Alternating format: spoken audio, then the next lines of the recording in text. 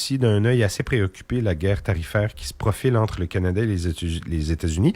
D'abord parce que les centres de services scolaires, c'est des organisations qui ont besoin d'acheter des biens, puis des biens qui sont parfois produits aux États-Unis, mais aussi parce que, advenant une dégradation de la situation économique au Canada, les familles d'élèves québécois pourraient en souffrir, ce qui aurait des répercussions sur les enfants, sur leur développement aussi. Pour parler de tout ça, j'ai Dominique Latouche en studio. Il est vice-président à la Fédération du personnel de soutien scolaire.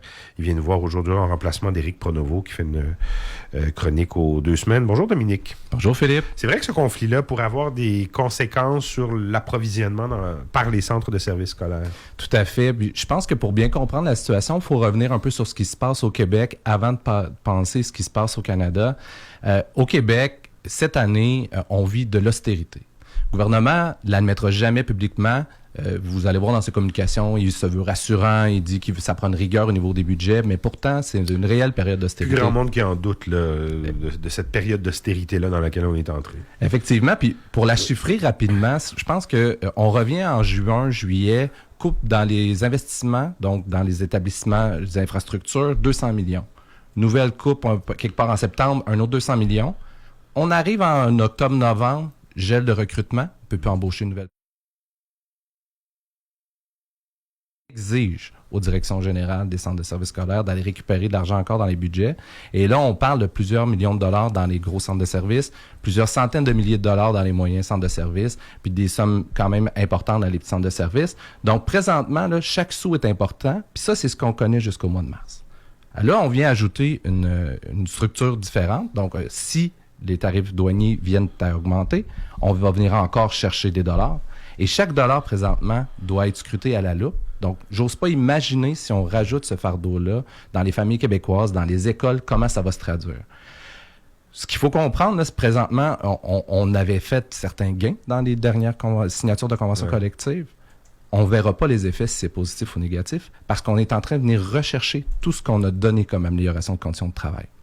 Quand on retarde des investissements comme ça, si on veut les récupérer, ben, ça va prendre du rattrapage. Puis je veux quand même mettre en lumière ce qui s'est passé vers 2010. Le gouvernement libéraux était venu rechercher 1,6 milliard de dollars ou autour d'eux. Ça a pris 15 ans avant que les gens du milieu nous disent on commence à revoir un souffle nouveau, on commence à revivre en éducation le bonheur au travail. Ouais. Et là, on retourne en arrière. Donc, les effets négatifs de ça, on va les voir sur plusieurs années. Donc ça, c'est pour le contexte actuel. Là, on rajoute une couche en disant ben, tout ce qui va rentrer dans nos écoles va peut-être coûter plus cher. Je n'ai pas la liste de tous les produits, évidemment, qui pourraient provenir des États-Unis, mais juste à penser au matériel informatique.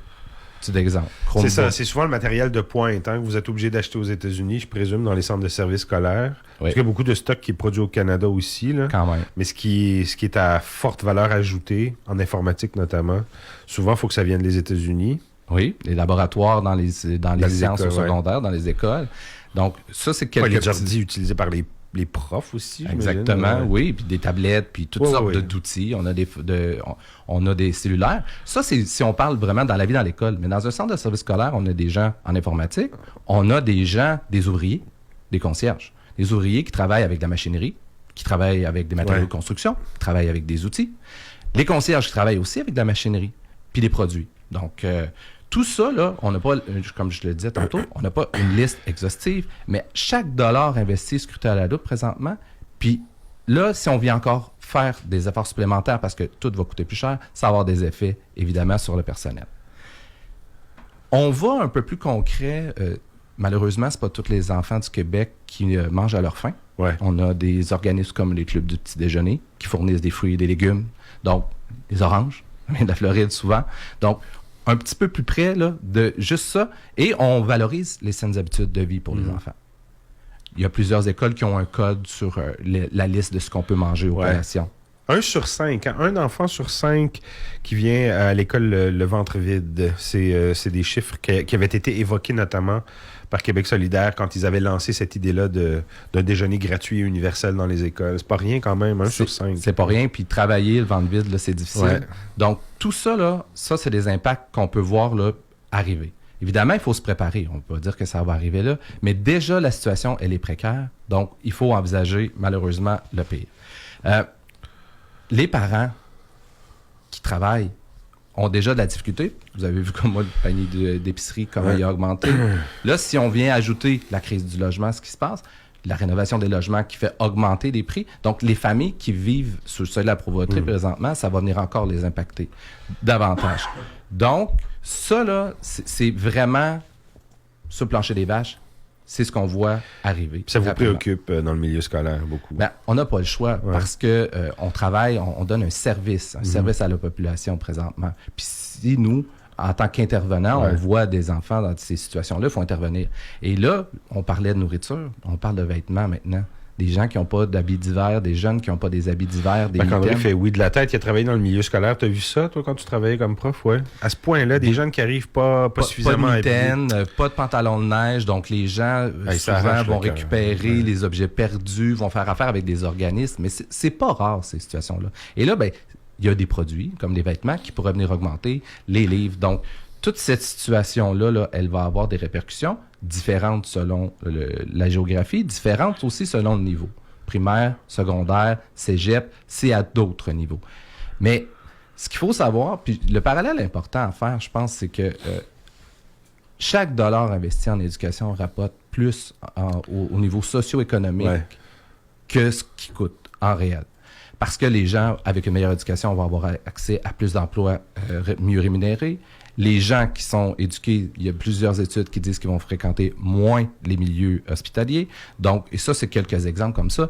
Donc, c'est juste que c'est pas mesurable, hein. Fait que dans la tête des gens, ce qui est pas comptabilisable mathématiquement, on dirait que c'est difficile à concevoir. Puis probablement pour les élus, ça l'est aussi.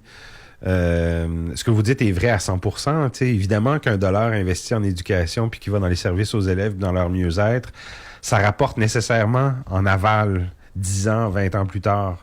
Mais c'est pas démontrable. Puis comme c'est pas démontrable, ben, on dirait qu'on n'en tient pas compte dans la grande mathématique du financement de nos services. Puis c'est triste. C'est tellement triste. Puis moi, je qualifie la situation d'actuelle catastrophique qui va devenir peut-être encore pire au mois de décembre. Et c'est fondé sur aucune recherche. À part, on veut un retour à l'équilibre budgétaire. Il n'y a aucune direction générale qui a été appelée pour voir, hey, est-ce que c'est nécessaire ces coupes-là en éducation? Comment on pourrait faire ça? Donc, on a envoyé la missive, on a dit, organisez-vous, et ces sommes doivent être impérativement récupérées. Maintenant, vous savez que tout le processus de nomination des directions générales a changé. Le ministre a la main mise sur cette direction générale, donc ils ne peuvent pas critiquer dans les médias la situation qui se passe. Donc, on est vraiment dans une bulle où il n'y a que les syndicats qui peuvent dénoncer et malheureusement, on n'a pas la même machine de communication que le gouvernement. Donc, la question de ce matin sur le tarif douanier nous amène ailleurs, mais je pense que c'est important que les gens connaissent la situation en éducation au Québec. C'est vrai aussi en santé, là. On pourrait faire d'autres parallèles, mais toutes ces situations-là sont déjà présentement en train de faire avoir des impacts négatifs, des conséquences qui vont être plus graves plus tard. Si on se ramène aux familles, des familles qui sont déjà sous le seuil de pauvreté, qui ont de la difficulté à arriver, qu'on vient ajouter au fardeau, qui seront peut-être plus capables de payer le service de garde. On dit que l'école est gratuite au Québec. Quand on voit les factures passer, on peut en douter. Il y a plusieurs choses qui sont bénéfiques, mais quand même, ça coûte cher pour un parent. Et bien, toute la dépression qui pourrait vivre, qui vont se traduire chez les enfants, on manque déjà d'intervenants pour intervenir avec les enfants. Imaginons qu'ils vont aller moins bien à cause du contexte socio-économique, socio-familial. Donc, on peut envisager plus de besoins au niveau des enfants, donc besoin de plus d'intervenants. Donc, ça, je pense que ça met la table sur nos inquiétudes qui, je pense, qui sont légitimes. Ouais. On ne veut pas crier au loup trop vite. On espère vraiment qu'il va y avoir des solutions concrètes, mais quand même, on est inquiet. Là. Déjà, on était déjà saturé d'interventions à faire. Ça risque d'augmenter notre fardeau d'intervention. Ça augure mal. Dominique Latouche, vous êtes vice-président de la Fédération du personnel de soutien scolaire. Merci beaucoup d'avoir été avec nous ce matin, Dominique. Merci, Philippe. Toujours un plaisir de parler du personnel de soutien. Au revoir.